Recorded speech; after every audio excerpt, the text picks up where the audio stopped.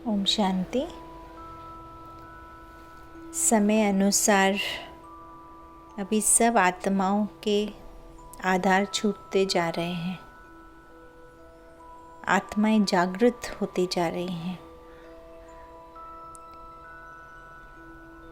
विशेष करके हम ब्राह्मण आत्माओं को अब यह प्रश्न अपने आप से पूछना ज़रूरी है कि मेरे जीवन का अर्थ क्या है,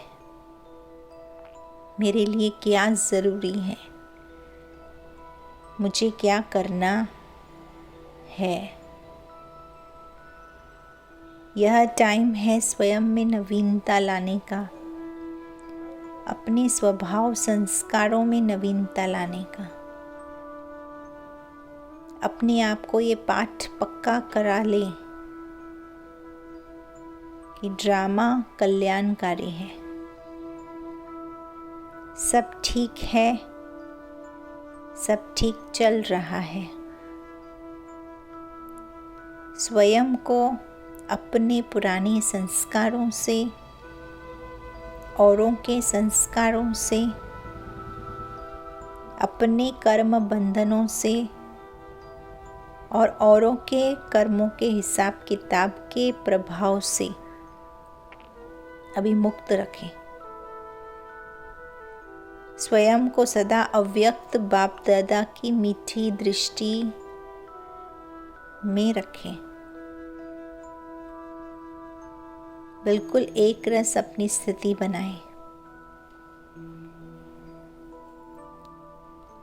अपने आप से प्रश्न पूछिए, अभी तक भी कोई आधार तो हमने बना के नहीं रखे हैं? क्योंकि अगर आधार हिल गया तो स्थिति तो ज़रूर हिलेगी। और आज तो बाबा ने कहा आधार बना के रखा, तो जिसको आधार बनाया उसको भी अपने भाग्य का शेयर देना पड़ेगा।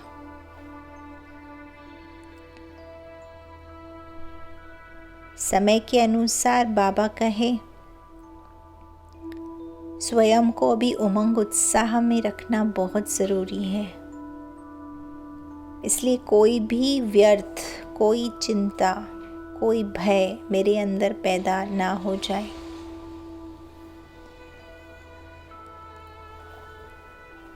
कल बाबा ने मुरली में कहा था कि दुनिया में धन है तो भय भी है। जितना धन उतना भय में खाते, भय में सोते हैं।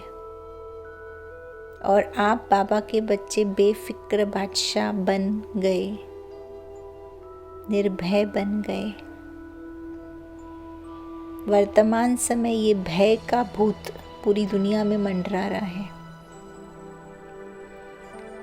और बाबा अपने बच्चों से खास पूछता है, बच्चे तुम भय से मुक्त हो गए हो?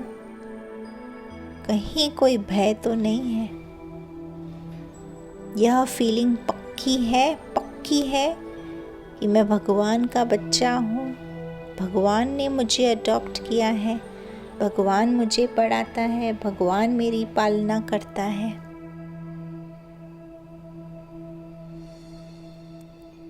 मेरा बाबा है। सिर्फ एक मेरा बाबा हो तो निर्भय बन जाएंगे। उसके सिवाय कोई भी सोना हिरन अगर मेरा है तो भय तो ज़रूर लगेगा। इसलिए मेरे मन, मेरेपन के सब संस्कारों को सूक्ष्म रूप में चेक करके उसकी वंशावली को, उसके वंश अंश को ख़त्म करना है। अटेंशन रखें स्वयं पर। संपूर्ण प्यूरिटी, संपूर्ण स्वच्छता, चाहे तन की, चाहे मन की, चाहे धन की। घर का भी हर कोना स्वच्छ रखें। अपने घर के सभी ड्रॉवर्स साफ करें। जो चीज़ काम की नहीं है, जो मुझे कर्मातीत बनाने में काम नहीं आएगी, उसको निकाल दें। भगवान को, भगवान की एनर्जी को घर में आने दें। ज्ञान योग के पंखों को मजबूत बना लें। बाबा कहते, बाबा ने तुम्हें अपने नैनों का सितारा बनाया है, नूरे रतन बना दिया है। नाउम्मीद आत्माओं को विशेष आत्मा बनाया है। तो अब बाबा जो हमसे चाहता है, बाबा की आशाओं को हमको पूर्ण करना होगा। व्यर्थ बातें, व्यर्थ संग, व्यर्थ समाचार, दुखदाई न्यूज़ अब हमें नहीं सुनने हैं। अपनी स्पिरिचुअल पावर को बढ़ाना है। इतना जमा का खाता बढ़ाना है। 21 पीढ़ी तो क्या, 84 जन्म खाते रहे। कल बाबा ने कहा द्वापर में भी हम दान पुण्य करते रहेंगे, इतना भंडारा भरपूर होगा। और कलयुग अंत में देखो तो आज भी बाबा का एक भी बच्चा भिखारी तो नहीं बना है ना, क्योंकि संगम पर इतना इकट्ठा किया है। तो अपना ऐसा ईश्वरीय बजट बना ले। कोई उल्टा सुल्टा बोल नहीं, जो बोले ना उम्मीद को उम्मीद दिलाए, हिम्मतहीन को हिम्मत दिलाए। सारे विश्व की आत्माओं को कुछ न कुछ प्राप्ति कराएं, जो सब हमारे गुणगान करें।